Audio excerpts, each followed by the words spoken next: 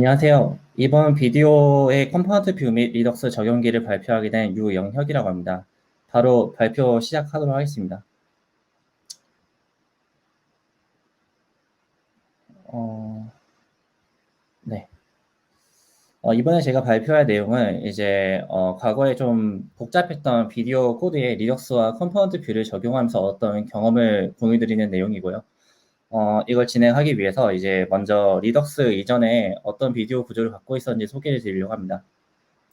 소개 앞서서 이제 간단하게 버즈윌에서 어떤 비디오 서비스가 있었는지 좀 소개해드리면, 버즈윌은 이제 에드테크 컴퍼니로서 일정 시간 이상 비디오를 보면 리워드를 주는 리워드형 비디오 광고를 서비스하고 있었습니다. 그 이제 이걸 실제로 개발하고 유지 보수하면서 저희가 맡았던 기능들이 있는데요. 당연히 이제 리워드를 이제 제공해야 되기 때문에 시간에 따라서 리워드 UI를 제공하기도 해야 되고, 종료 시에 리워드를 제공하거나 아니면 일반적인 비디오 플레이어처럼 사운드, 풀스크린, 썸네일 등 어떤 다양한 기능들을 제공을 해야 했습니다. 이렇게 이제 기능들을 나열을 해봤는데요. 그거 외에도 이제 다양한 상태들이 좀 있습니다. 당연히 이제 방금 나열했던 리워드나 사운드, 풀스크린, 썸네일 이런 상태들도 저희가 관리를 해줘야 됐고, 비디오가 동적으로 바뀌면서 이제 프로그레스 상태도 계속 변경이 되고, 뭐 이어폰을 연결했다 해제한 등의 오디오 포커싱이 바뀌는 경우도 있습니다. 그 외에도 뭔가 전화가 온다거나 아니면 화면이 꺼지는 상태들도 다양하게 존재하고요. 이제 그런 상태들이 이제 하나씩 추가하면서 유지 보수가 되다 보니까 과거에 이제 액티비티 프레젠터, 비디오 매니저 이렇게 크게 세 축으로 구성되었던 구조가 점차 이제 복잡하고 뭔가 상태는 분산되고 그리고 결합력이 점점 높아지는 그런 식으로 좀 레거시화가 진행이 되었습니다. 이렇게 이제 비즈니스 로직 자체도 다양한 컴포넌트들을 접근해야 되기 때문에 조금 쉽지가 않은 부분들이 있었고요.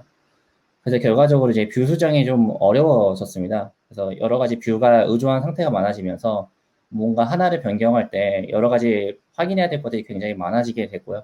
그리고 이제 디버깅도 어려웠는데 뭔가 지금 현재 존재한 상태가 정말로 괜찮은 상태인지 확실히 좀 어려운 상태였습니다. 그리고 이제 마찬가지로 결합도가 높아지면서 당연히 테스트가 좀 어려워지는 문제를 마주하게 되었고요. 그래서 저희가 이제 조직 내에서 리팩토링을 결정을 하게 되었고요. 저희가 이제 좀 크게 목표했던 거는 이제 두 가지 정도가 있었습니다. 일단 상태 관리를 좀 효율적으로 할 수 있었으면 좋겠다. 그리고 뷰 구조를 좀 유연하게 가져가서 수정이 좀 쉽게 했으면 좋겠다. 이런 식으로 이제 두 가지 큰 목표를 갖게 되었고요. 이 당시에 이제 넷플릭스의 컴포넌티제이션 아키텍처 발표를 보면서 좀 영감을 많이 받아와서 리덕스와 컴포넌트 뷰 스타일을 좀 가져와서 채택하게 되었습니다. 이제 각각에 대해 설명을 드리겠습니다. 이제 리덕스 같은 경우는 이제 리액트 기반의 프론트엔드에 주로 사용되는 상태 관리 패턴인데요. 복잡한 상태를 좀 쉽게 관리하기 위해서 사용이 됩니다. 예, 크게 세 가지 원칙을 갖고 있는데 이제 어떤 특정 한 곳에서 모든 상태를 관리한다는 특징을 갖고 있습니다. 그리고 이제 각 상태에는 불변 타입으로서 사이드 이펙을 좀 없앨 수 있도록 하고, 그에 마찬가지로 이제 상태 변화 역시도 순서함수로 작성을 해서 사이드 이펙을 좀 막아낼 수 있게 됩니다. 그리고 이제 이 컨셉을 좀 간단하게 소개를 시켜드리려고 이제 이렇게 그림을 좀 그려봤는데요.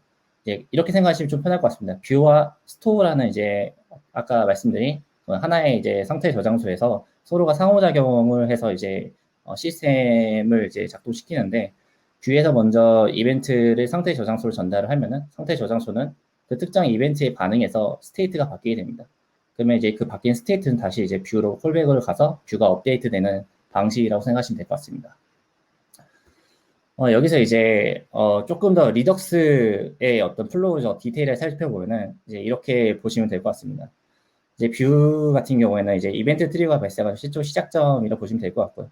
그럼 뷰에서 이제 어떤 이벤트가 발생했을 때 액션이라는 객체를 만들게 됩니다.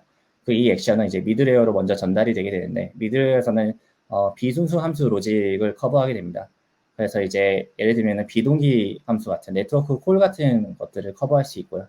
이 안에서 이제 액션을 이제 새로 만들거나 아니면 리듀서로 다시 전달하거나 그런 식의 접근이 이루어지게 됩니다.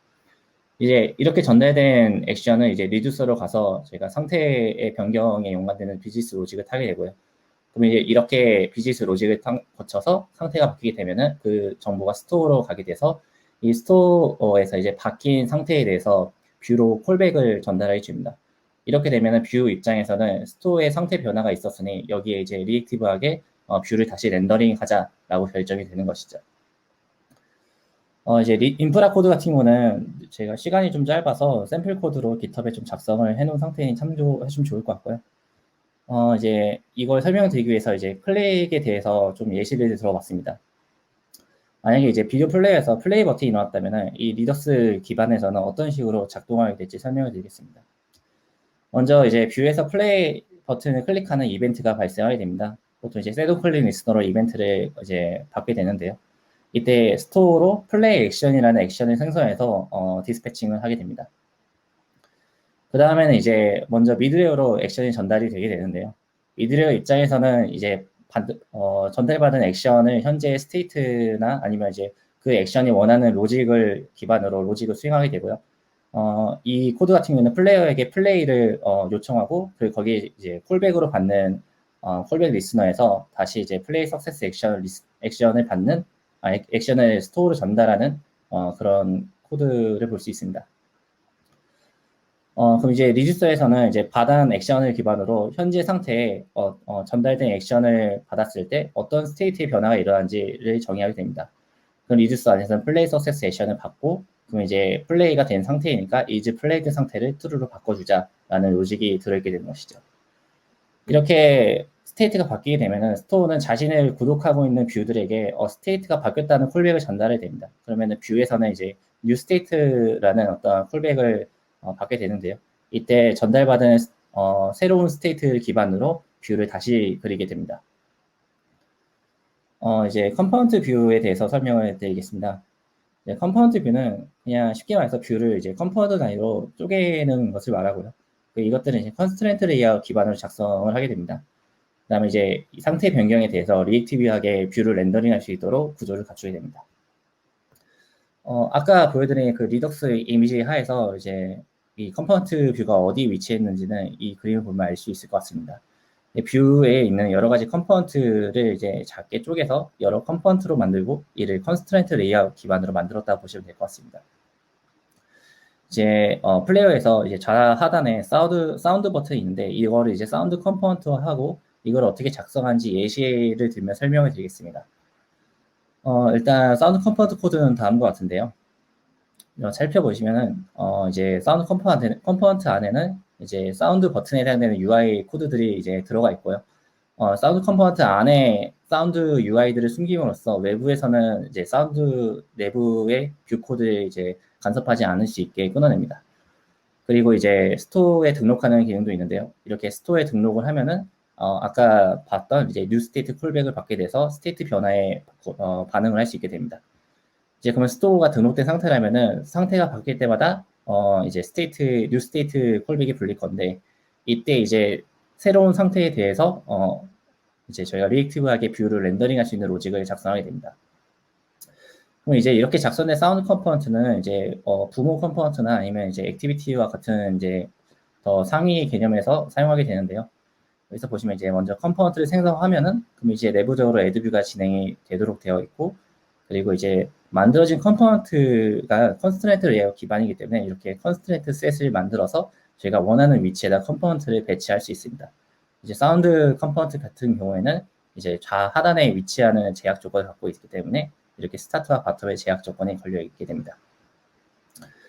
이렇게 이제 리덕스와 컴포넌트 기반으로 비디오의 적용을 진행을 하게 되었는데요. 이걸 적용해서 이제 그 다음 후기에 대해서 좀 말씀드리겠습니다. 일단 제가 느꼈던 후기는 일단 무엇보다 디버깅이 굉장히 편리하게 느껴졌습니다. 비디오는 이제 정적인 이미지와 달리 동적으로 계속 상태가 바뀌게 되는데 그래서 시계열상 어떤 이벤트가 먼저 들어왔는지 그 순서가 중요할 때가 많았습니다. 이제 비디오 리듀서는 모든 이벤트에 대해서 이제 관리하는 이제 하나의 이제 엔트리 포인트이기 때문에 이 리듀서만 잘 확인하여도 어떤 이벤트가 어떤 상태일 때 들어왔는지 제대로 캐치할 수 있게 되었습니다. 그 UI 배치가 굉장히 자유로웠습니다. 이제 컨스트레인트 셋을 제가 바꾸면서 스테이트 상태에 맞게 셋을 바꾸면 되기 때문에 특히 이제 A/B 테스트 같은 것을 해서 사운드 버튼을 왼쪽에 위치하거나 오른쪽에 위치하거나 이런 변경을 상태에 리액티브하게 손쉽게 바꿀 수 있게 되었습니다. 그리고 이제 비즈니스 로직 분리가 좀 편리해졌는데요. 무언가 이제 저희가 이제 관리하는 어떤 컴포넌트가 플레이어도 있고 뷰도 있고 여러 가지 이제 퍼져 있는 경우가 많은데 이들의 로직을 한 군데서 관리하기가 좀 쉽지 않은 경우가 있습니다.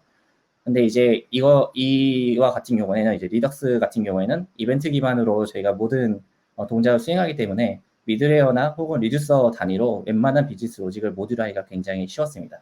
로그 같은 경우도 이제 여러 가지 퍼뜨려서 저희 관리를 해야 되는 어떤 로직인데 이렇게 이벤트 기반에 따라서 저희가 필요한 이벤트를 한 곳에 모아서 로깅할 수 있는 그런 미드를 만들 수 있습니다. 그리고 유닛 테스트가 굉장히 편리해졌는데요. 저희가 이제 컴포넌트와 그 다음에 이제 미드레어, 그 다음에 리듀서 이런 단위들을 잘게 쪼개면서 관리를 했고 이들은 각각 이제 스테이트 액션 기반으로 이제 변화가 이루어지기 때문에 저희가 기존의 유닛 테스트에서 사용하는 뭐 기분 웬덴 패턴 이런 것들을 적용하기 좀 상당히 수월해졌습니다. 그리고 잘 쪼개고 결합을 없애고 이벤트 기반이기 때문에 묵히기도 상당히 쉬운 편이었고요. 여기까지 이제 저희가 버즈빌에서 리덕스와 컴포넌트 뷰를 사용해서 비디오 서비스를 이제 리팩토링하고 그 후기를 이제 전달해 드렸습니다. 내용이 조금 많은데 약간 시간이 좀 짧아서 가능한 빠르게 좀 말을 했던 점 양해 드리고 관련된 내용은 이제 GitHub 샘플 코드를 좀 올려놓았고 블로그 아티클 올라갈 예정이니까 그거 확인해서 더 참조하셔도 좋을 것 같습니다. 이상 발표 마치겠습니다.